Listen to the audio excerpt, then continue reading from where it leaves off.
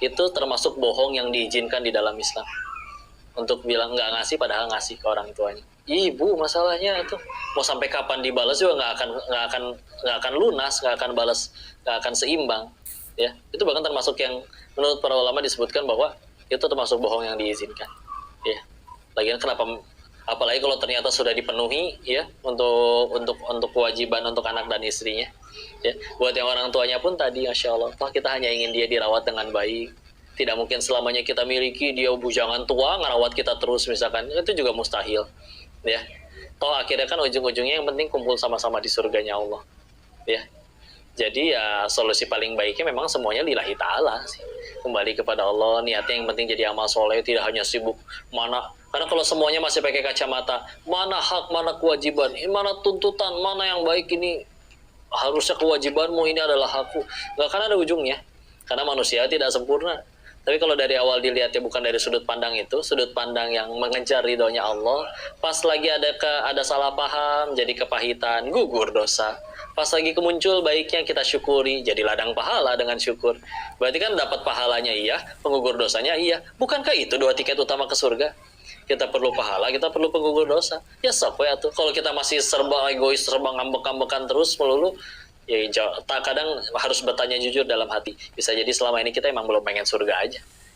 Nah, kadang bisa jadi ada dosa yang belum bisa terhapuskan karena ibadahnya segitu-gitunya, mungkin sholat mungkin seling rupa rokaat dan lain-lain ya. Tapi kadang cita-cita nggak nanggung, aku mah pengen surganya tetanggaan sama Nabi. Malaikat pun mungkin geleng-geleng, amalannya apa ini orangnya. Tapi Allah pengen ngabulin, tahu-tahu dapat menantunya gimana ya. Atau si menantu tahu-tahu dapat mertuanya seperti apa. Jadi kadang masalah itu nggak usah diapa-apain sih. Tinggal ganti sudut pandang, selesai urusan. Sudut pandang yang ngejar Allah istilah. Kalau sudut pandangnya belum ngejar Allah, apapun masih rugi pasti nantinya. Ya. Karena sebetulnya semuanya udah saling sama-sama tahu. Iya, anak itu surganya laki-laki masih di ibunya. Terus si istri gimana, tenang, Islam juga ngatur, kalian punya hak juga. Tapi jangan samalah jadi dibentur-benturkan mana yang harus lebih diutamakan. Laki-lakinya kalau bisa, aku mah pengen dua-duanya bahagia. Kenapa malah dua wanita yang paling kusayangi malah bertengkar sih? Oh malah punten ya, sehappy apapun hari tersebut di luar dia naik gaji, dia naik jabatan, tapi di rumah dua wanita tersayangnya bertengkar, stres, hilang semua kebahagiaan. Ya. Kadang-kadang laki-laki mah dirinya menderita tapi terbayarkan ketika ngelihat orang-orang yang disayang tersenyum. Ya. Di luar dia mendapat kebaikan, ketika orang yang disayang bersedih, oh udah hancur lagi dunianya. Ya laki-laki segitunya kalau udah sayang sama orang, ya.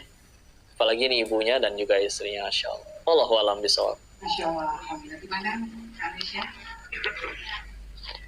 Kalau ada yang milih yang mau menikah dulu pada usia yang cukup dengan alasan dia pengen putus, Iya.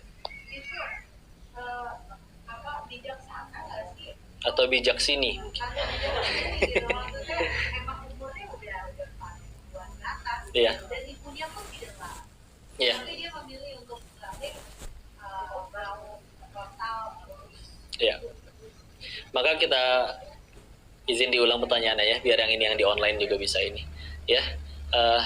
Bagaimana kondisinya jika ada seorang laki-laki yang usianya sudah cukup tapi menunda pernikahan, menunda untuk menikah karena ingin merawat ibunya, padahal ibunya juga tidak melarang dan lain-lain ya, tadi seperti tadi. Maka kita kembalikan dulu ke hukum asal menikahnya itu dulu. Salah satu pendapat yang paling kuat, hukum asal menikah itu aslinya adalah sunnah.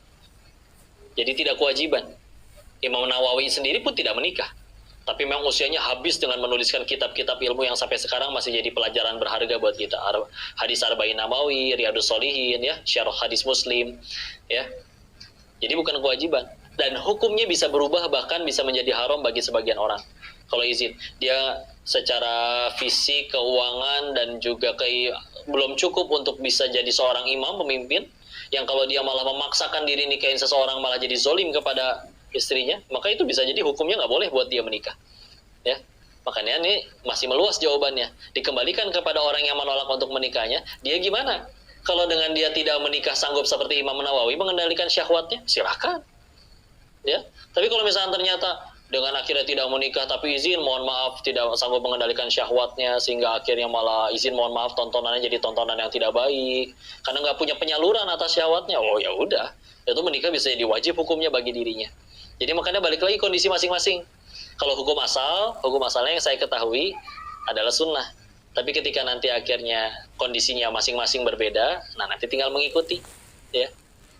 Ya, apalagi ibunya mengizinkan, ya, dan yang lain-lain. Dianya juga mungkin punya biaya untuk menikah, ya, balik lagi.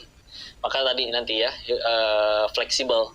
Tinggal bagaimana kondisi orang tersebut. Tapi yang pasti dengan satu tujuan yang sama, hindari dosa sebanyak-banyaknya dan harus jadi amal soleh. Intinya menuju keridhaan Allah lah. Semoga Allah suka. Kalau bismillah, mudah-mudahan Allah berikan. Ya Kak, tapi kok berarti penting sekali buat tadi bicara soal menantu dan kayaknya seru ya kalau bicara soal calon menantu dan mertua ya, banyak sekali babnya ya. Tapi memang seberapa penting menurut kok, jadi kita tuh sama-sama saling belajar, baik calon mertua, baik calon menantu atau si anak